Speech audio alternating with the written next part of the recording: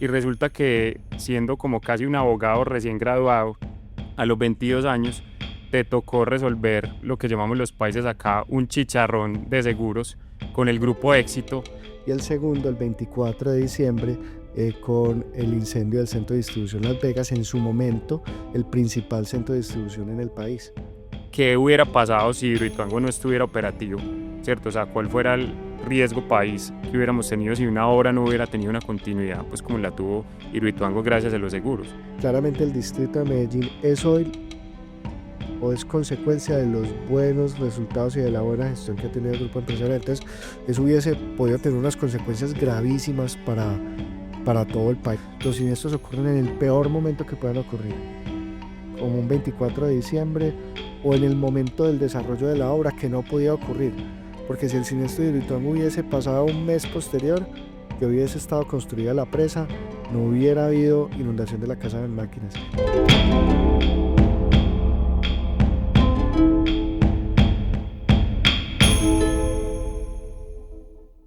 Andrés, bienvenido a Sensei. Antes de grabar este podcast me dijeron que te mencionaban o eras conocido en el mundo de los seguros como el genio de los seguros. Entonces te quiero invitar a este podcast para que hablemos de un tema que no es de mi expertise, pero sí me interesa mucho hablar con una persona tan talentosa como vos del tema de los seguros. Y antes de empezar, quisiera tocar un tema que estamos hablando ahorita tras micrófonos, y es que llevas casi 20 años en el mundo de los seguros. Y resulta que siendo como casi un abogado recién graduado, a los 22 años, te tocó resolver lo que llamamos los países acá un chicharrón de seguros con el grupo Éxito. Contanos esa historia, Andrés, de cuál fue el primer evento que te tocó y de una vez como que te presentas. Claro, por supuesto, muy buenos días, muchísimas gracias por la invitación. Esa afirmación, obvio, es supremamente exagerada. Simplemente una persona apasionada de los seguros y que reconoce en los seguros un valor fundamental para el desarrollo económico de una sociedad, viviendo de primera mano cómo los seguros, pues en efecto, sirven y construyen y le permiten a una empresa, a una familia, a una sociedad ser resiliente ante la materialización de un evento muy complejo. Eh, entonces, precisamente ese fue uno de esos casos. El 2007 para el Grupo Éxito fue un año supremamente extraordinario, porque fue el año en que adquiere la mayoría accionaria del grupo de Carulla Vivero, y que el Grupo Casino adquiere la mayoría accionaria del Grupo Éxito. Y Ajá. curiosamente ese año se presentan dos incendios muy grandes.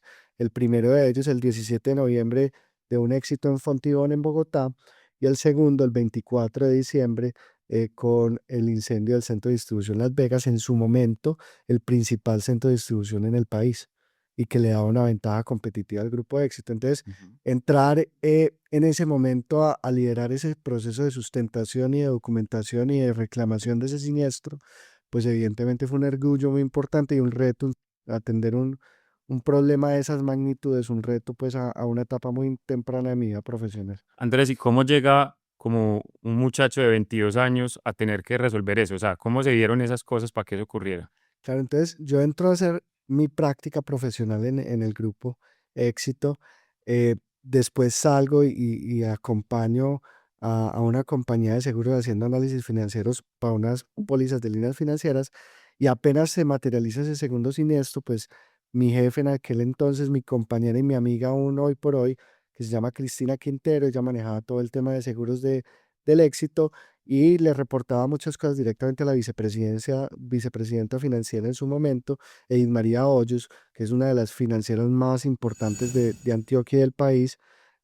Una persona con toda la experiencia y todas las capacidades del caso, pues eh, me designan a mí esa responsabilidad. Yo entro a trabajar esos últimos días del 2007, a acompañar este proceso tan importante. Digamos que esa llamada hizo parte, pues, como consecuencia de esa práctica que yo había hecho un semestre anterior en el grupo. ¿Vos ya tenías claro que te querías dedicar al mundo de los seguros o fue en ese momento que vos sentiste como un llamado ahí de que podía ser un área muy interesante en el que podías destacar?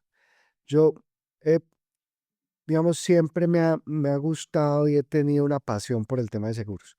Incluso años antes, desde AIG o incluso la práctica, yo sabía que quería dedicarme a los temas de seguros en general. También pues por un tema eh, personal de una historia familiar. Entonces, siempre lo supe, solo que nunca dimensioné que iba a estar expuesto a una experiencia tan retadora como fue ese siniestro.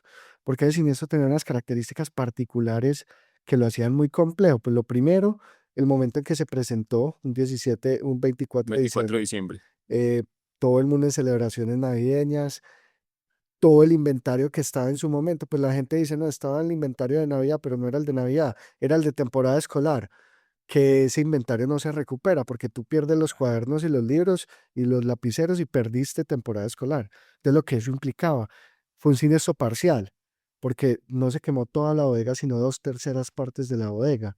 Y fue un siniestro de un centro de distribución que en su momento pues no se percibía que un centro de distribución podía tener lucro cesante. Entonces, fue un siniestro que tuvo todas las particularidades y complejidades que hacían que su gestión fuera más difícil. Y otro tema, y es que todas las pólizas del grupo se renovaban el 31 de diciembre.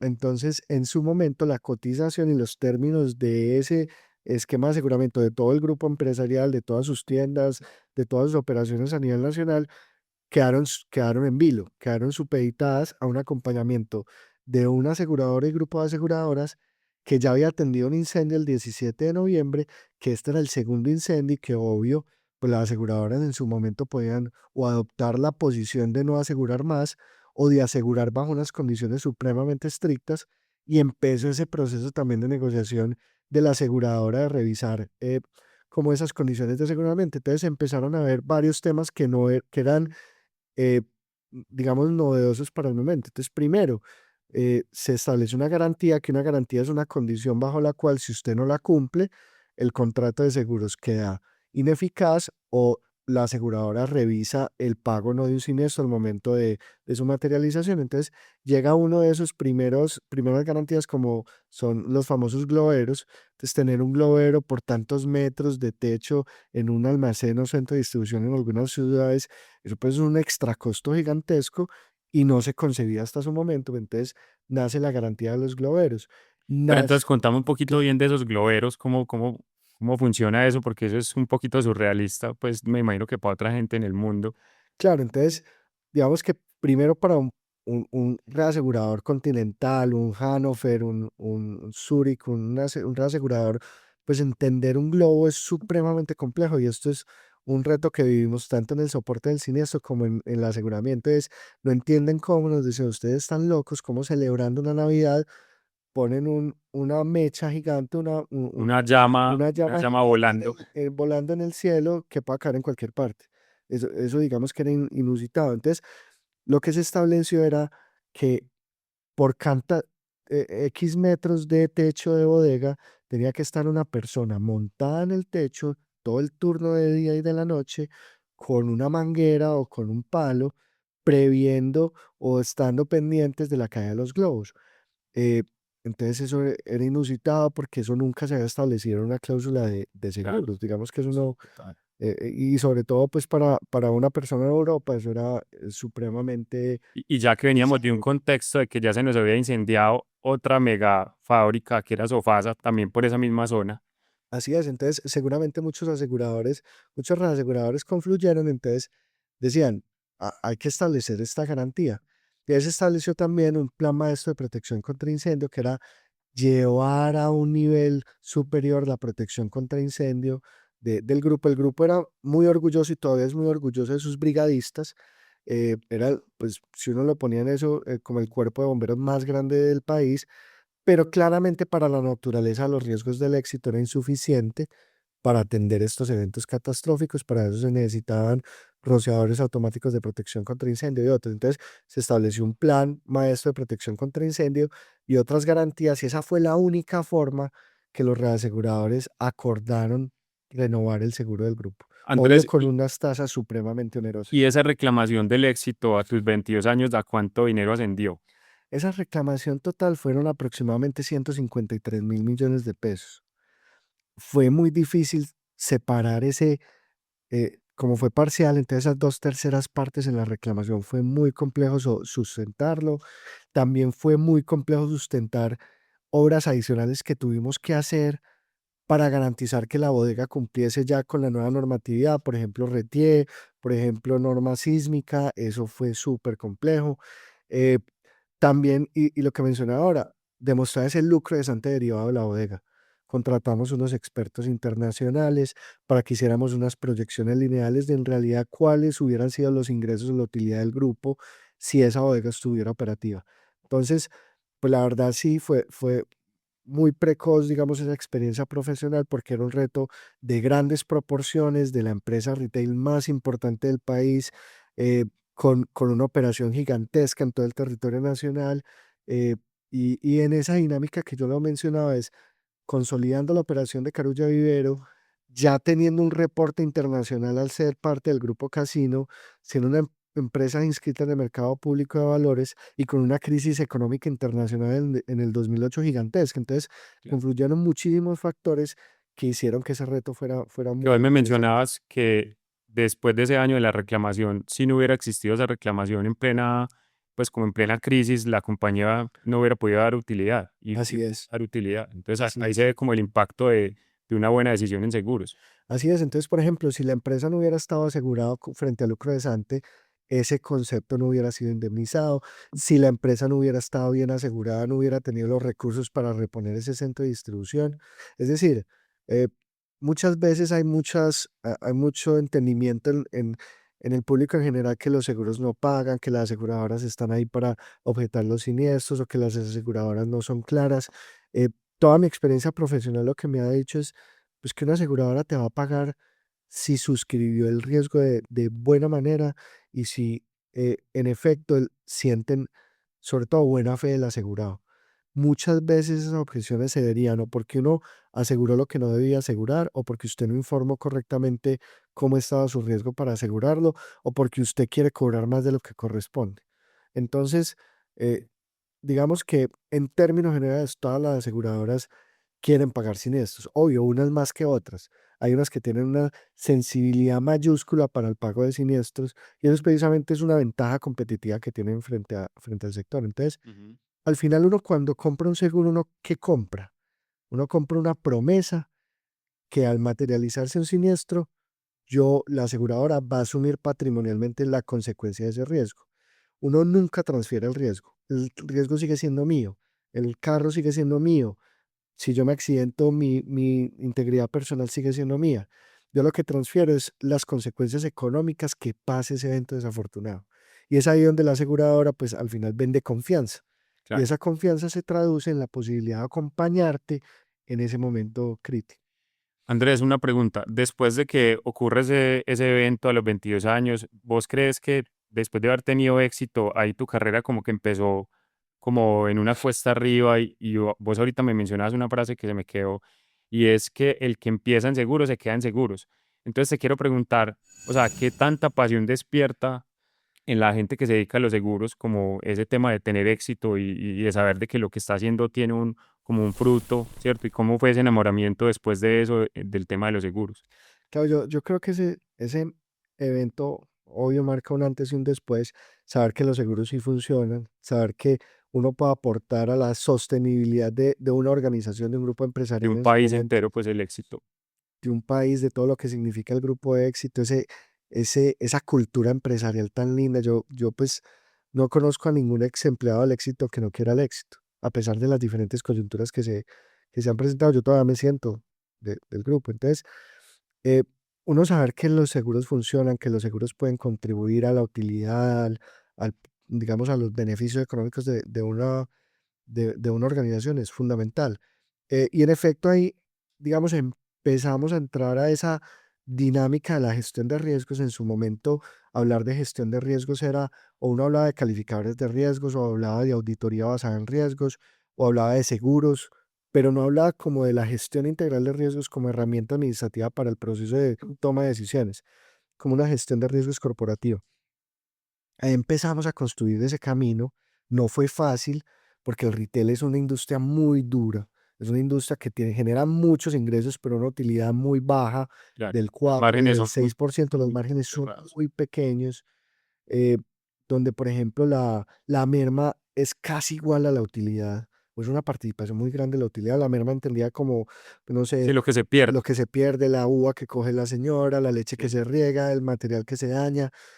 esa merma es un monto supremamente alto comparado con la utilidad.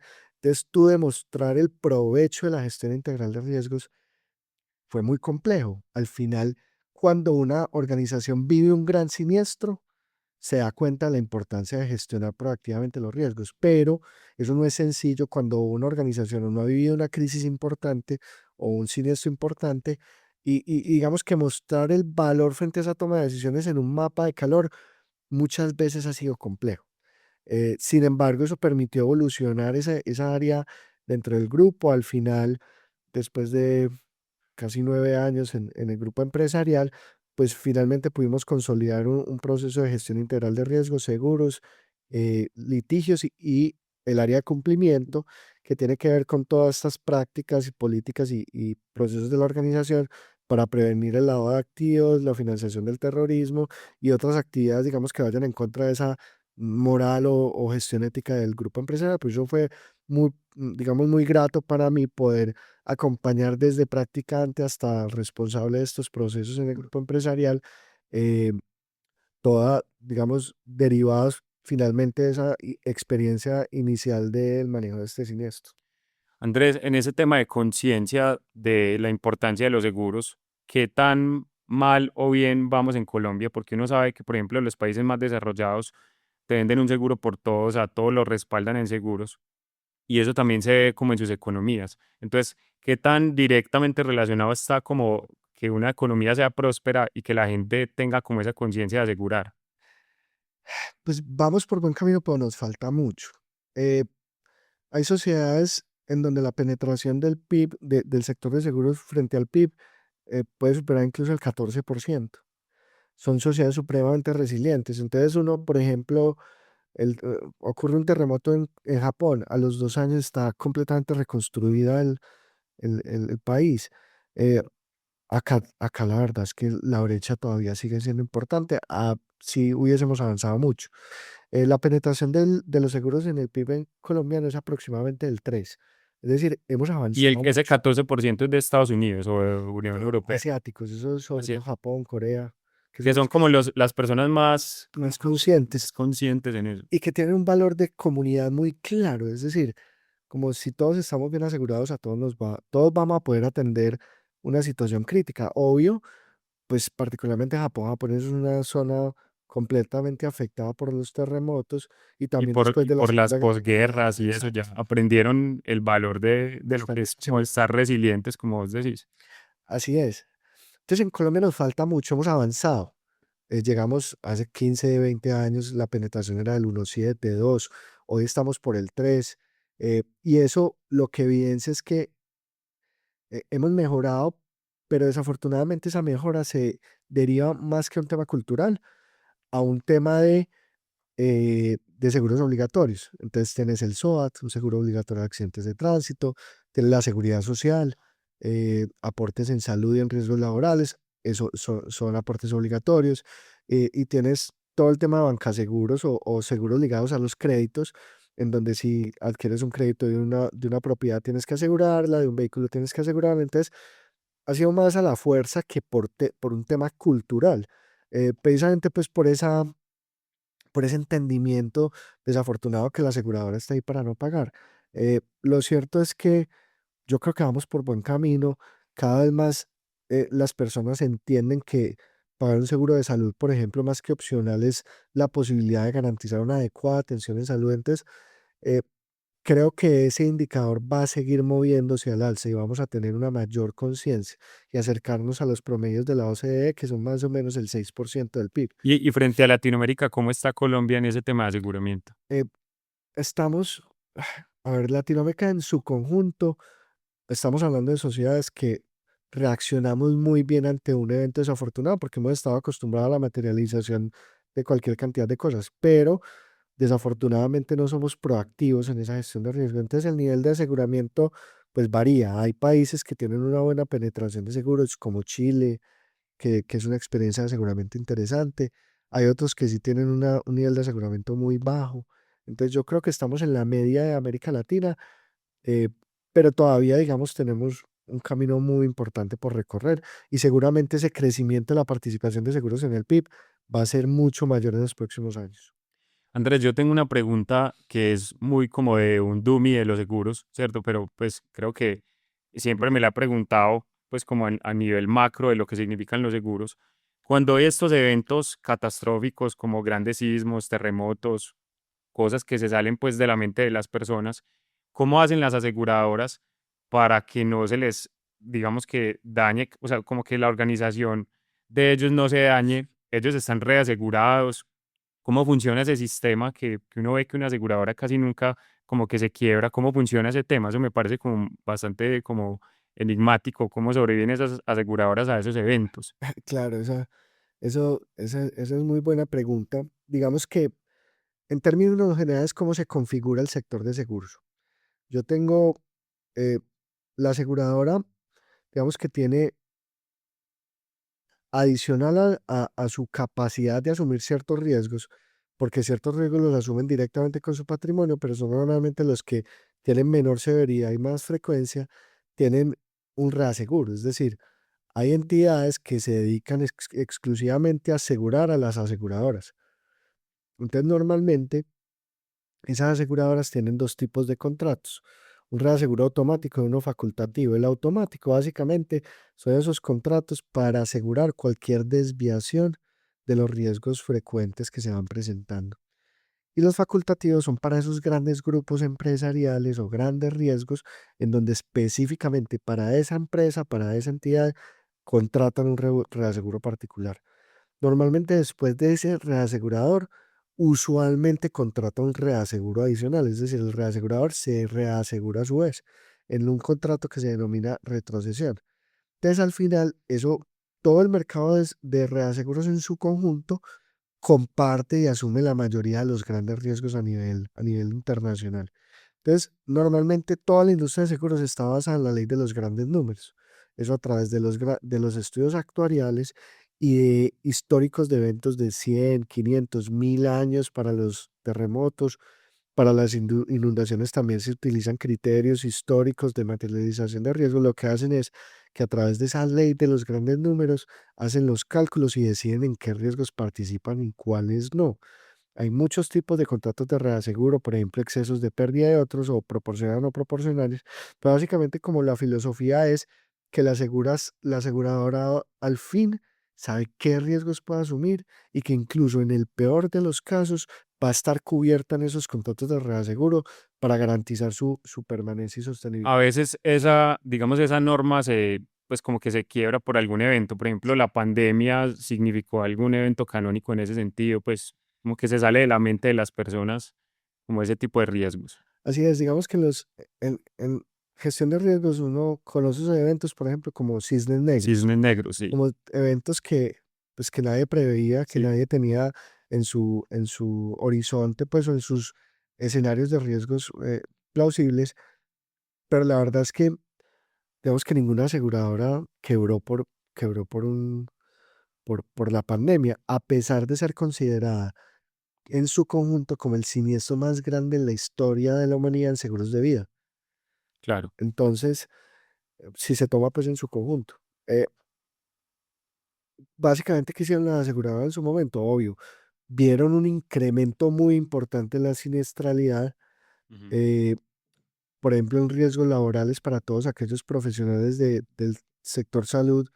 Fue una situación muy crítica, fue un incremento muy importante en la siniestralidad, pero por el otro lado, digamos que las personas también, al estar confinadas, se dejaron digamos, de sufrir siniestros de otra naturaleza. Entonces, los accidentes de tránsito, que es una de las principales causas de muerte, se bajaron a mínimos históricos.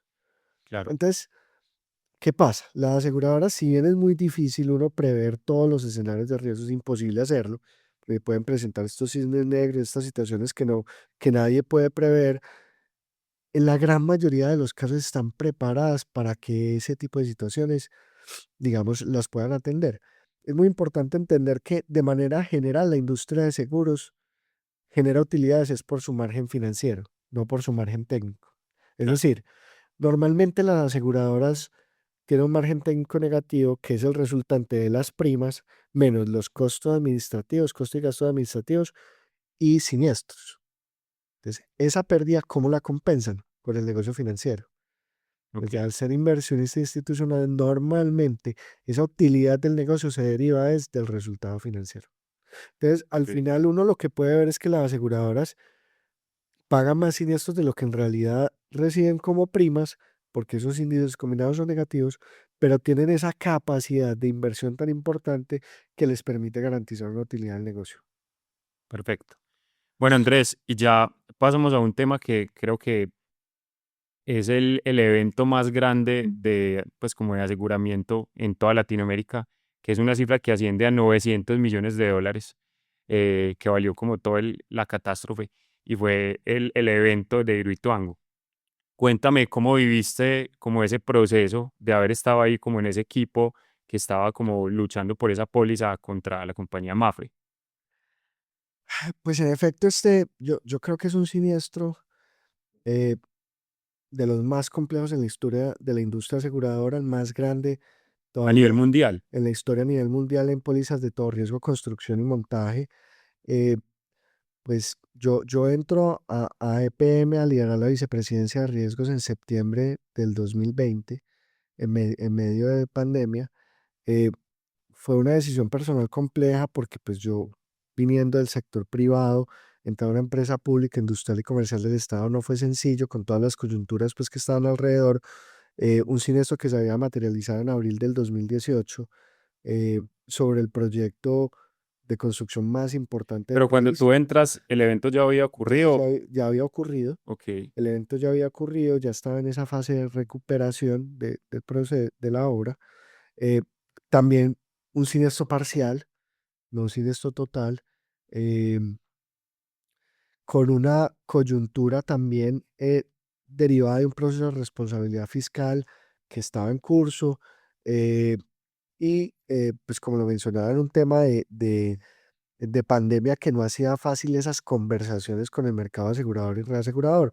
La póliza fue suscrita por Mafre, que la verdad en todo el proceso de reclamación tuvo un comportamiento extraordinario, supremamente serio, supremamente claro, pero con un grupo de reaseguradores evidentemente que soportaban esa póliza emitida por Mafre. eh, entonces, en su conjunto, la verdad es que es un siniestro que tiene todas las aristas y todas las variables, porque no es solamente fue un siniestro de todo riesgo construcción, sino que también tuvo componentes de pólizas de cumplimiento que tenían emitidas los diferentes actores de la obra, o sea, principalmente el consorcio constructor, también una póliza de servidores públicos, de directores administradores, con un valor asegurado muy alto que paralelamente al evento de Reficar han sido las reclamaciones más grandes de servidores públicos a nivel nacional, también con una participación muy importante del mercado reasegurador, pero sobre todo en un proyecto estratégico para la seguridad energética del país. Entonces, todos esos componentes lo hacen uno de esos siniestros de estudio más importantes de la historia del mundo de los seguros. Y ahorita me mencionabas que estando en un año en donde posiblemente tengamos un racionamiento por allá después de la mitad del año, pues de la segunda mitad del año, y lo que eso significa, ¿cierto? Y sabiendo que Hidroituango cubre el 17% de la matriz energética, ¿qué hubiera pasado si Hidroituango no estuviera operativo? ¿Cierto? O sea, ¿cuál fuera el riesgo país que hubiéramos tenido si una obra no hubiera tenido una continuidad, pues como la tuvo Hidroituango gracias a los seguros? Esa reflexión es muy válida. Vea, sin lugar a dudas, no haber finalizado las obras, por lo menos de la primera etapa del proyecto, de esas primeras 4 unidades de generación, y no haber cumplido incluso los compromisos que teníamos frente al sistema energético nacional.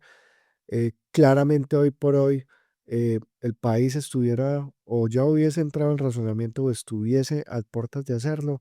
Y no solamente eso, sino también, pues, empresas públicas de Medellín, el grupo EPM, pues hoy tendría una situación supremamente diferente a la que hoy tiene, con las consecuencias que eso tiene para el municipio de Medellín, para el distrito de Medellín.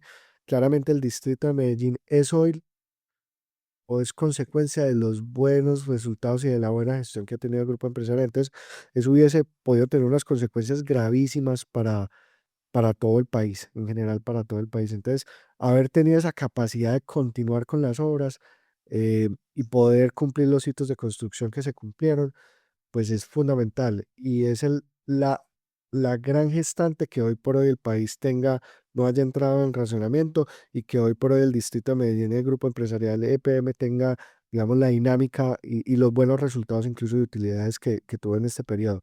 Eh, digamos que es muy importante también reconocer que ahí se estaban viviendo muchos hitos. Entonces, por ejemplo, cumplir con unas fechas determinadas para la entrada en operación de las obras, poder cumplir en su momento los criterios de endeudamiento que se tenían con el BID, poder atender y garantizar que esos principales contratistas, interventores del consorcio constructor principal, del consorcio auditor, no fueran inhabilitados por un fallo de responsabilidad fiscal, fueron hitos fundamentales para poder garantizar la continuidad de las obras.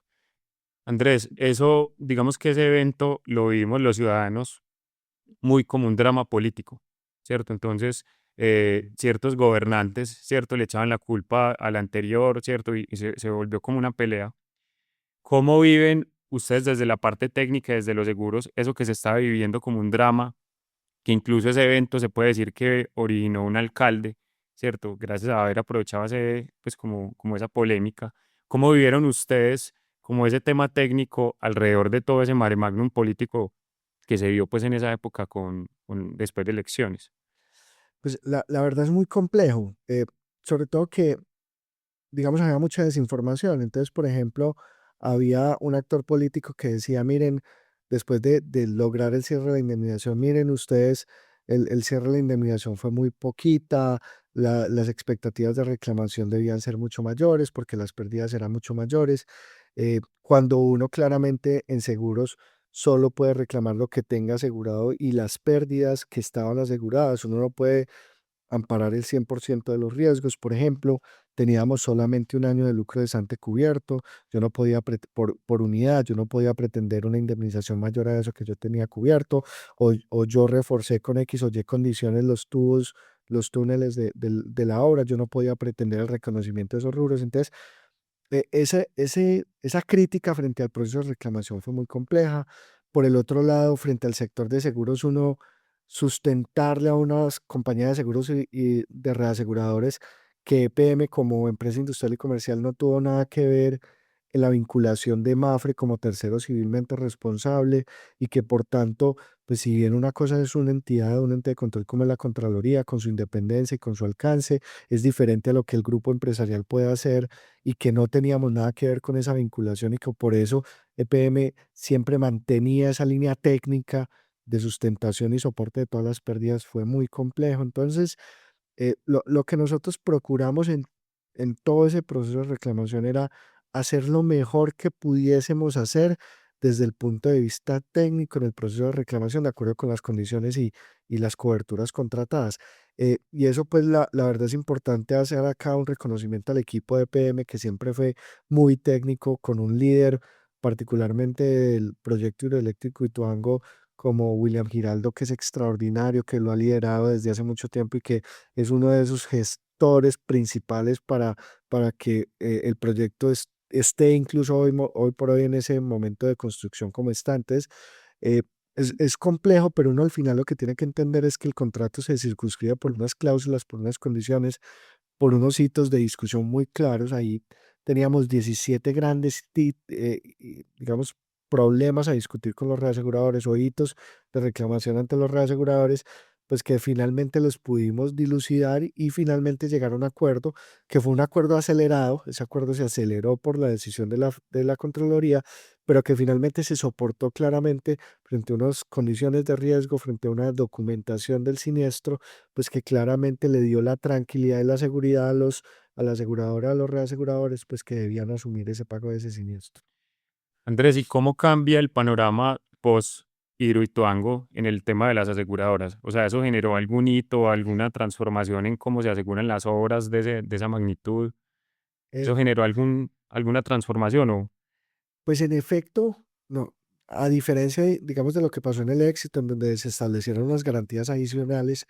Eh, en este caso concreto, pues la verdad es que desde el momento del aseguramiento de la obra tuvo un acompañamiento muy estricto y muy pormenorizado de todas las aseguradoras y reaseguradoras. Le hacían una visita periódica al proyecto, avances de las obras, cómo iba el proceso de toma de decisiones en ciertos temas. Entonces, pues evidentemente tuvo efectos. Primero, pues endureció el mercado porque ya asegurar proyectos hidroeléctricos se volvió mucho más oneroso, se Claro. volvió mucho más complejo. Eh, Generó también, digamos que de manera complementaria, eh, particularmente frente al tema de pólizas de responsabilidad civil, directores administradores, servidores públicos, se generara un mayor endurecimiento de las condiciones, eh, por lo que percibían ellos como el alcance de las decisiones que un ente de control como la Contraloría pudiese llegar a tener, incluso en seguros ya no de directores administradores, sino también de daños o de todo riesgo de construcción, como fue el caso. Digamos que ahí hubo un impacto muy importante. Y todos esos elementos nosotros tuvimos al final que demostrarlos y soportarlos en debida forma para volver a asegurar el proyecto, que en diciembre del 2023 el proyecto se pudo volver a asegurar, frente a eventos de terrorismo y frente a eventos de daño material, que eso creo que fue otro gran hito porque la gente decía, ¿ustedes cómo van a volver a asegurar haciendo el símil? Pues Sí, no es como igual, pero ¿ustedes cómo van a asegurar un carro chocado o con un carro sí, con rotura total de motor? ¿Cómo van a hacer eso? Y la verdad lo pudimos hacer gracias a ese equipo técnico de empresas públicas de Medellín, que si me preguntas, para mí es la organización más técnica en la que yo he trabajado, con un grupo de profesionales extraordinario. Obvio, con otras complejidades que son normales de acuerdo a su naturaleza, pero que claramente si EPM no tuviese ese criterio técnico, esa capacidad técnica, no hubiésemos podido ni soportar el siniestro ni volver a asegurar a Hidroituango. yo creo que ahí queda súper claro cómo, digamos que personas como ustedes que trabajan en seguros aseguran como la continuidad de literalmente el país. O sea, como ver ese micro de esas personas que están trabajando por esos riesgos y ver el macro materializado en una obra como Hidroituango, uno ve el impacto de las personas que se dedican a los seguros. Andrés, ya para cerrar, eh, ¿qué es lo que más te apasiona de los seguros y qué crees que es como lo más importante que va a dejar como tu trabajo en el legado de la sociedad? O sea, ¿por qué crees que tu profesión genera un impacto y también qué cosas te pueden como apasionar a futuro, resolver así como estos casos que acabamos de hablar? Esa es muy buena pregunta. Entonces yo creo que por un lado, uno demostrar la funcionalidad de los seguros en un caso práctico de grandes proporciones, creo para mí ha sido muy gratificante, porque más allá de uno decir, no, tengo asegurado $5 billones, sino demostrar en la práctica, en casos puntuales de toda naturaleza, de directores administradores, de daños, de responsabilidad civil, de operación, de transportes, digamos, haber tenido la posibilidad de garantizar y demostrar la funcionalidad de un seguro, para mí es gratificante. No ver cómo traduce eso en la sociedad, eh, también es fundamental porque crear esa cultura de aseguramiento, yo sí soy un convencido que más que generar riqueza, evita la generación de pobreza. Porque por ejemplo, un padre cabeza de familia que no esté asegurado y sufre un percance, una incapacidad total y permanente, un fallecimiento, le va a garantizar la pobreza a su grupo familiar. Claro, Estar bien asegurado va a garantizarle no que se enriquezca su grupo familiar, pero por lo menos que tengan los recursos mínimos sostenibles para garantizar una educación, una vivienda digna, entre otros. Entonces, yo sí soy convencido que eso aporta al desarrollo económico de la sociedad. He tenido la fortuna de trabajar en grandes organizaciones como el Grupo de Éxito, el Grupo EPM. He trabajado como grandes clientes, grandes asegurados. He trabajado en intermediación. He trabajado en aseguradora, que es una visión complementaria. Ya digamos que se vive un poco más esa capacidad de respuesta ante esos eventos desafortunados que se materializan en el día a día. Y también he tenido experiencia en reaseguro. Tener la posibilidad de tener todas esas visiones, lo que al final a uno le permite es, pues, mirar que cada eslabón de la cadena contribuye a que el seguro se formalice de la mejor manera. Sigue siendo un seguro consensual, es un contrato consensual, es un contrato aleatorio, pero la gente muchas veces no entiende que el seguro muchas veces se formaliza incluso con la voluntad de las partes. Por eso las relaciones comerciales y las relaciones de personas son tan importantes en el seguro, porque en ocasiones valen más que lo que yo tenga contratado en una cláusula de seguros. Entonces, tener esa posibilidad de haber pasado en todas esas etapas del seguro y tener esa certeza que cuando un seguro está bien contratado, va a tener esa capacidad de respaldar patrimonialmente esa materialización de los riesgos, creo que es parte de lo que yo quisiera, como en todo el desarrollo de esa vida profesional, pues quede en los colaboradores, en las personas pues que han tenido la posibilidad de trabajar conmigo, en socios comerciales. Nuevamente, es una industria muy pequeña, es una industria muy técnica, pero es una industria que al final, más allá incluso que de las utilidades, sabe que le contribuye a ese desarrollo económico del país y a la resiliencia que tiene que tener toda una sociedad.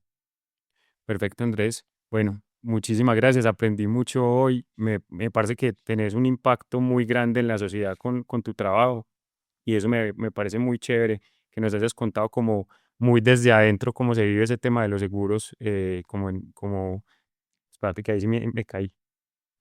Eh, bueno, Andrés, muchísimas gracias. Me parece muy chévere todo lo que nos contaste hoy. Pudimos ver como el gran impacto de los seguros en la sociedad. Entonces, te quiero agradecer por esta presencia y definitivamente sí confirmo que eres un genio de los seguros. No, no, Así tú no lo quieras aceptar, pero si varias personas lo dicen es porque no, tiene algo de cierto. muchas gracias por la invitación. Yo creo que al final es transmitir también ese mensaje, que no veamos a la aseguradora como el malo de la película, como el grande que no me quiere pagar, sino miremos que todo el sector, al final lo que busca es asumir los riesgos que debe asumir, pagar los siniestros que deba pagar y contribuir a esa resiliencia de la sociedad. La invitación es que cada uno revise sus riesgos, revise qué quisiera dejar si una situación desafortunada se le materializa.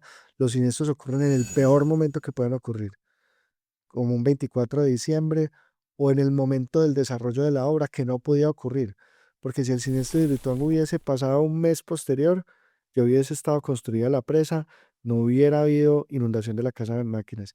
Si hubiese ocurrido un mes anterior, los túneles no se hubiesen sellado y hubiesen podido el agua todavía correr por ellos. Entonces, los siniestros ocurren en el momento que no pueden ocurrir y eso puede traducirse en su vida y en sus empresas.